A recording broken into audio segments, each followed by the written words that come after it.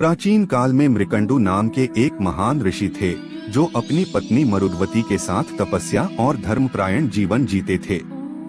उनकी कोई संतान नहीं थी, इसलिए उन्होंने भगवान शिव की कठोर तपस्या की और उनसे संतान प्राप्ति का वरदान मांगा। भगवान शिव प्रसन्न हुए और प्रकट होकर मृकंडु को दो विकल्प दिए। एक 100 वर्ष तक जीवित रहने वाला एक मूर्ख और अधर्मी पुत्र, दो केवल 16 वर्ष की आयु वाला परंतु अत्यंत बुद्धिमान, धर्मनिष्ठ और शिवभक्त पुत्र। मृकंडु ने दूसरा विकल्प चुना। इसके फलस्वरूप उनके घर एक पुत्र का जन्म हुआ जिसका नाम मार्कंडेय रखा गया।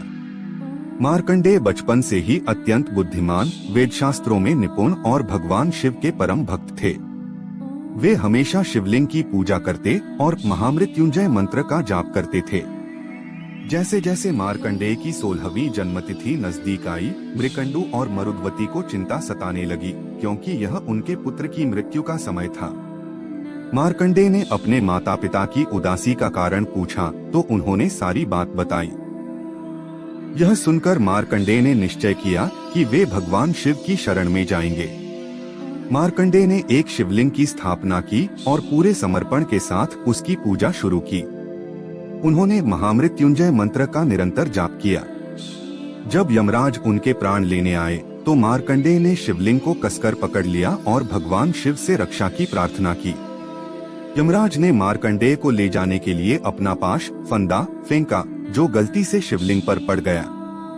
शिवलिंग पर पाश पड़ते ही भगवान शिव क्रोधित होकर प्रकट हुए। उन्होंने यमराज को डांटा और कहा कि उनके भक्त को कोई नहीं छू सकता। भगवान शिव ने यमराज को वहां से चले जाने का आदेश दिया। यमराज ने शिव की आज्ञा मानी और वहां से चले गए। इसके बाद भगवान शिव ने मार्कंडेय को चिरंजीवी अमर होने का वरदान दिया और कहा कि वे हमेशा ज्ञान और भक्ति का प्रचार करेंगे।